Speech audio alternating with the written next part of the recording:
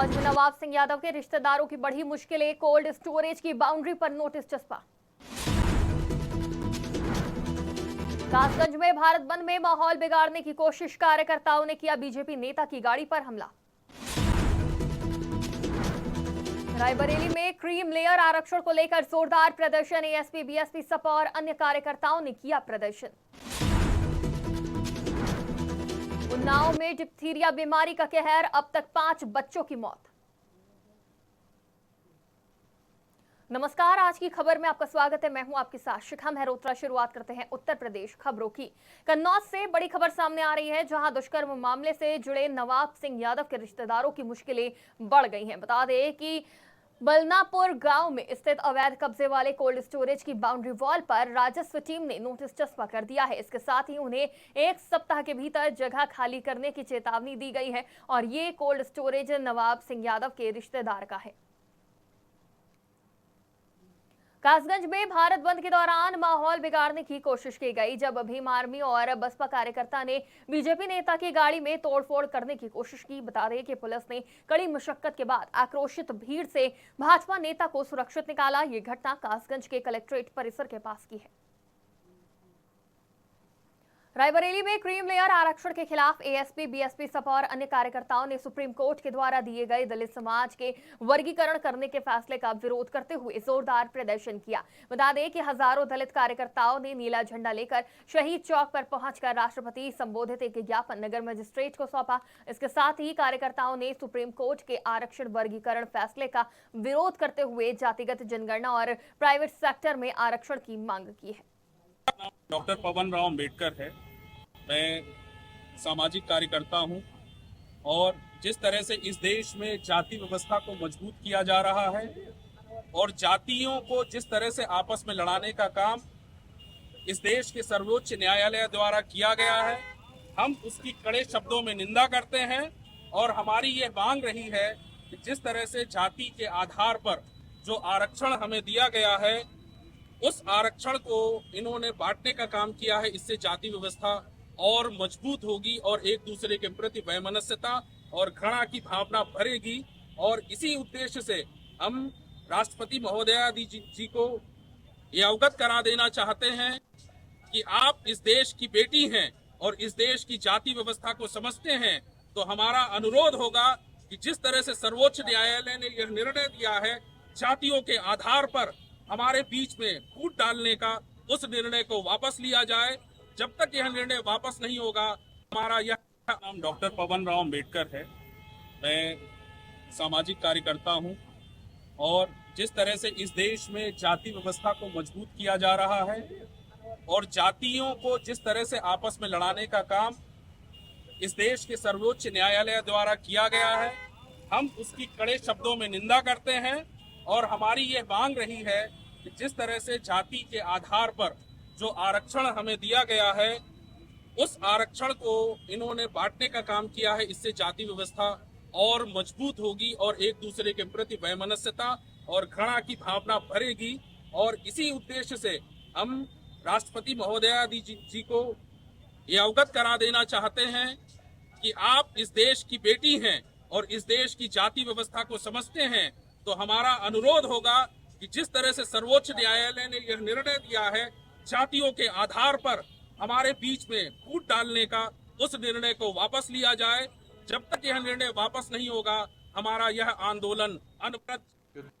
उन्नाव में डिप्थीरिया बीमारी के प्रकोप से लोगों में दहशत छाई हुई है। बता दें कि अब तक 15 मामले डिप्थीरिया के अलग अलग क्षेत्र से सामने आ चुके हैं। इसके साथ ही इस बीमारी से अब तक 5 बच्चों की मौत हो चुकी है। वहीं कई अन्य बच्चे इस बीमारी की चपेट में हैं, जिनका इलाज जिला अस्पताल में जारी है। आपको बता दें कि उन्नाव में सबसे ज्यादा डिप्थीरिया बीमारी से नवाबगंज, हसनगंज और असोहा ब्लॉक के गाँव में बीमारी फैली है।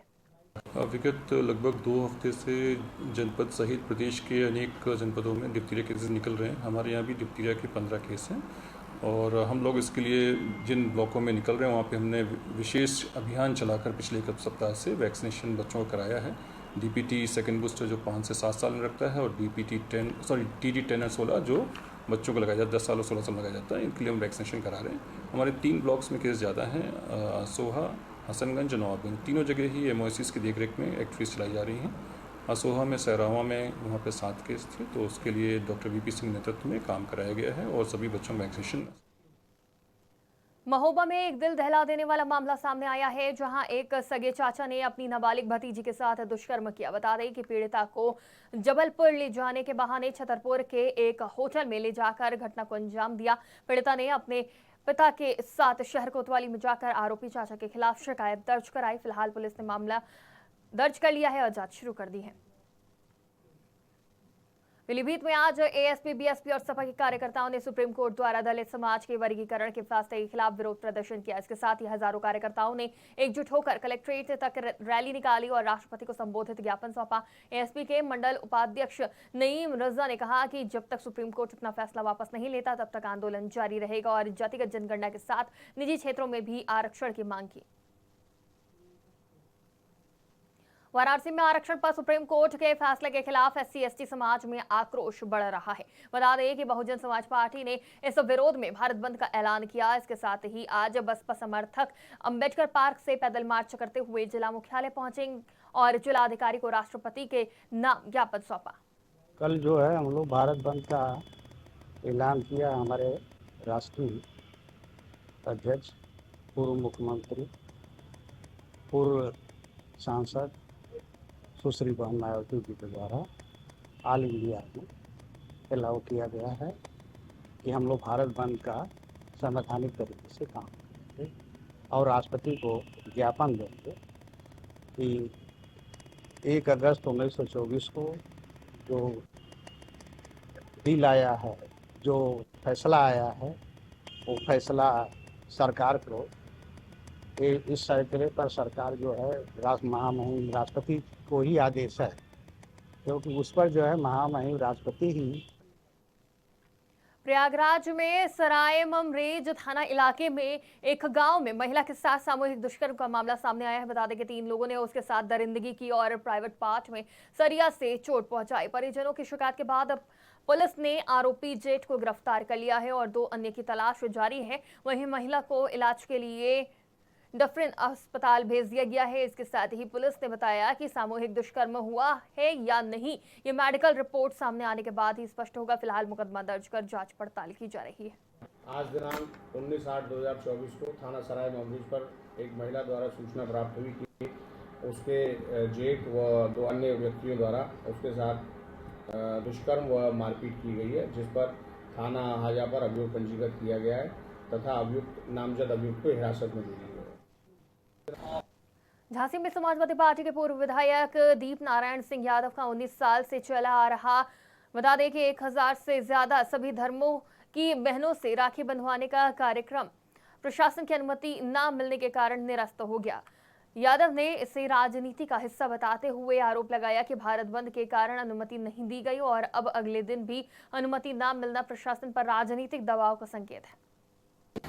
देखिए, हम लोग ये उम्मीद करते थे कि जिला प्रशासन हमेशा सहयोगी रहा सामाजिक कामों में, और ये कोई हम पहली बार नहीं कर रहे। पिछले 15-20 सालों से लगातार हमारा शादी के बाद रक्षाबंधन के कार्यक्रम को हम लोग करते रहे हैं। पिछली बार भी निवाड़ी में हम लोग बड़े धूमधाम से किए और हर साल कर रहे थे, लेकिन अभी ये मजबूरी बताकर परमिशन नहीं दी जा रही है कि कल भारत बंद है, आंदोलन है सुप्रीम कोर्ट के किसी निर्णय के खिलाफ। तो मैंने सोचा कि चलो मैं एक दिन बात कर लेंगे, तब उसके बाद भी कोई सहमति नहीं दी जा रही और कहा जा रहा कि भाई। मिर्जापुर के अहरौरा थाना इलाके के भलदरिया दरी में एक गंभीर मामला सामने आया, जहां एक पिकनिक मनाने आए 6 व्यक्ति झरने में नहाते समय तेज बहाव के कारण पानी में बह गए। सूचना पर पहुंची पुलिस ने 5 व्यक्तियों को बाहर निकाला, लेकिन एक व्यक्ति तेज बहाव के कारण पानी में बह गया। फिलहाल पुलिस की टीम लापता युवक की तलाश में जुटी है। उत्तर प्रदेश की खबरों में फिलहाल इतना ही। देश और दुनिया की तमाम खबरों के लिए देखते रहिए आज की खबर।